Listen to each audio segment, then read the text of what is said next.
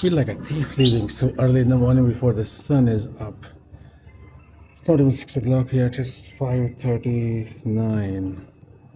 My pickup is scheduled for 5:40. It's a joint, combined, common taxi. So it'll get me there at 6:45 in the morning. My flight is at 8:25 to Kuala Lumpur. Kuala Lumpur, I need to get used to that. Yeah, I'm ready, all packed. See, you can't actually see them in this dark, but here we go. No, I'll turn the low light mode on. Those are my bags. I'm all packed. I'm ready to go. Make to wait for the taxi.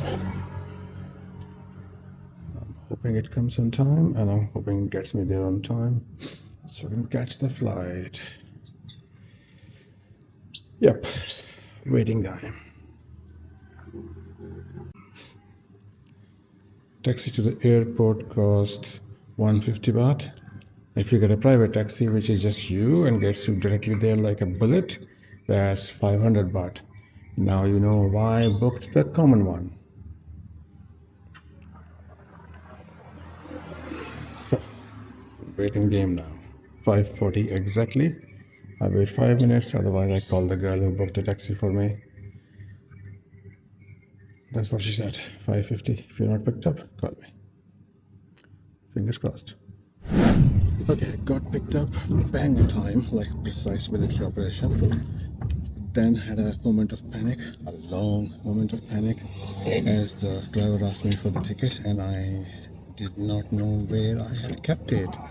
And even in which bag. It had never occurred to me that that will be needed. So looked in the backpack, it wasn't there, more panic. But then on the next stop, I looked in the suitcase and it was in the first place I looked. So panic over. Now we're picking up more passengers on the way to the airport. But I'm less panicked now. That's the taxi that brought me here. We had 10 passengers, including me. Picked me up first, and then he picked me up first, and then he was doing everything so fast and driving also fast, like he was more worried about us missing our flight than we were. But the result is that we were here 6:34 instead of 6:45, so not bad. I doubt that a private taxi would have done better, other than the picking up time. Well, everybody was outside already with their bags packed and everything, so we did not lose a lot of time in there. Maybe about 12-13 minutes in the whole pickup, everybody. So yeah, not bad. Now let's paste the baggage.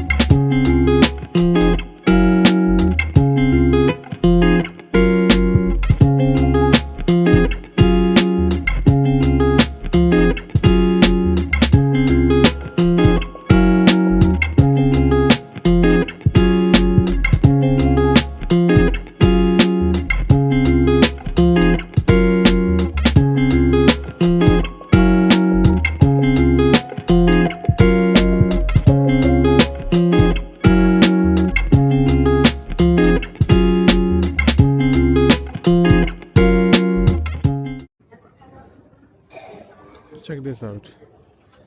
Just like the whole town of Krabi, the airport is also kind of chilled and low key and not very noisy, not very busy. There were some lines, but not very long. And pretty much everything is very cool and chilled out. That's Krabi. That is us.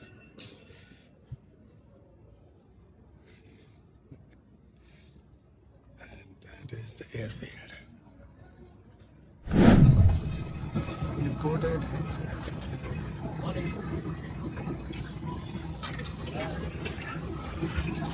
This is where I'm sitting.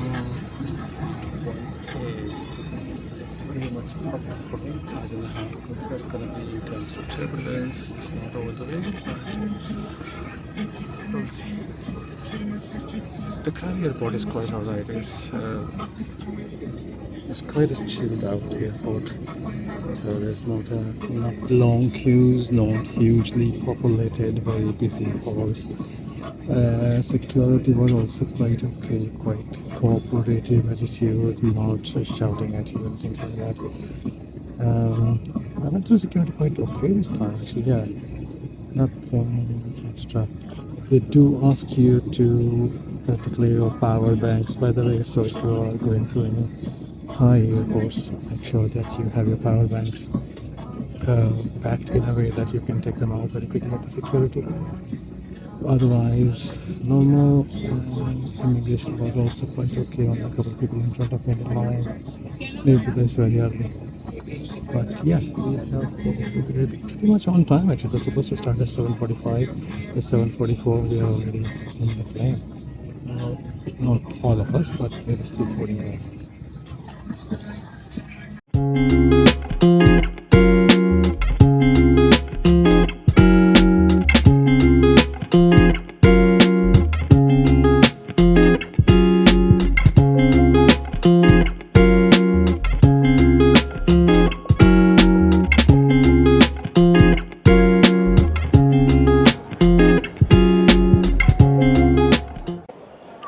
Okay, here's the story about the Malaysian immigration in Kuala Lumpur airport if you have a British passport. I'll tell you this now before I forget. They have auto gates. So there's two processes. One is that you have to register for MDAC, Digital Access something something. So you have to register for that, Malaysian Digital something. The airline sends you a link for that already. And you can do that within the 3 days, within the 3 days before your flight. Do that, download the PDF that they generate, keep it on your phone. Second thing is that when you come here for the very first time to Malaysia, you have to register for your fingerprints. So I was going into that long queue, which is like a mile long queue. But I suddenly remembered that I had something called Fast Pass and there was some auto gates stuff. So I went and asked somebody and they said, oh, auto gates this way, but have you registered for the fingerprint? And that has to be done in a little office just right there. And no queues there as well, like very few people there. And there was somebody who looked at my passport and looked at the MDAC that I showed her on the phone, and she tried to find, she's like, okay, it won't work because you put United Kingdom as citizenship, as the nationality, and in the passport it says British citizen. So this is always a pain in the neck for British things because you have to look for Britain, England, United Kingdom, all kind of things everywhere. So she sent me out to, there's some 4 or 5 computers where people were doing their MDAC if they have not done the MDAC registration. I had done it already, but I had to do it again. That's what she said. The queue was long because even though there were about 4 people behind every person in the on the computers, it was still going to take a long time because people are filling forms online and people, not everybody is like me who can do it faster than speed of light. But so what I did was I turned my Wi-Fi on, and there's a Wi-Fi at the airport, which is free Wi-Fi. It says free Wi-Fi in there, and you don't have to do anything, even registration anywhere, at all. But it's just like you have to go to the sign-on page and just click the button to say get me free Wi-Fi. So I turned that on, turned my VPN on Surfshark, and then looked at the form again, had to register again. There was no there was a link to check the registration, but there was no option to edit it there. So I tried to register again, and then when I got to nationality, which is like third, fourth field, it only has a list. So you can only choose United Kingdom. There is no option for a British or anything. So I went back to the office and showed them on my phone.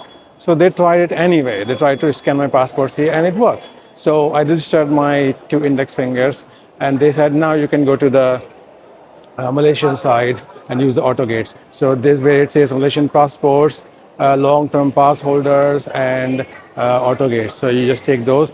No queue at all. About like 5, 6 auto gates, and not a single person using them. So I tried that and it worked.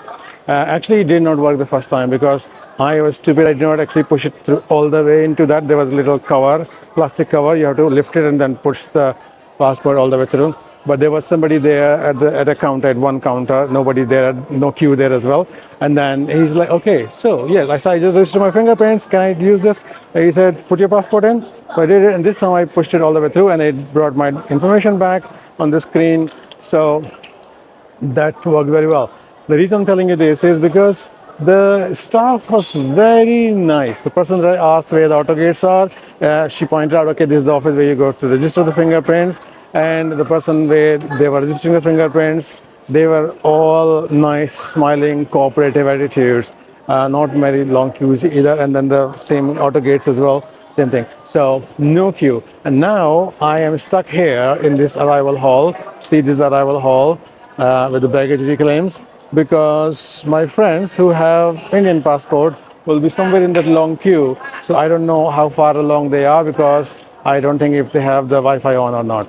So yeah, I'm gonna be walking around here for a while and then waiting for them to come out in this melee, mayhem, chaos, whatever you wanna call it. Is just an airport arrival hall.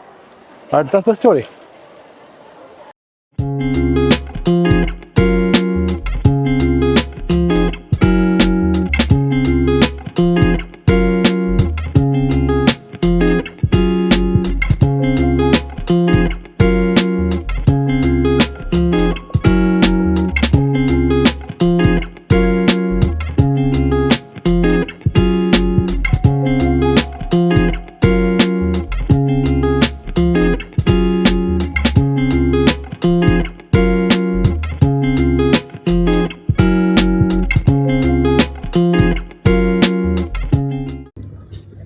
Public transport in KL is easy. You just need a Visa card, tap it on the turnstile, and you can get in. You can even get a 20% discount on that. So remember that. We have not bought any currency yet, even though we have left the airport.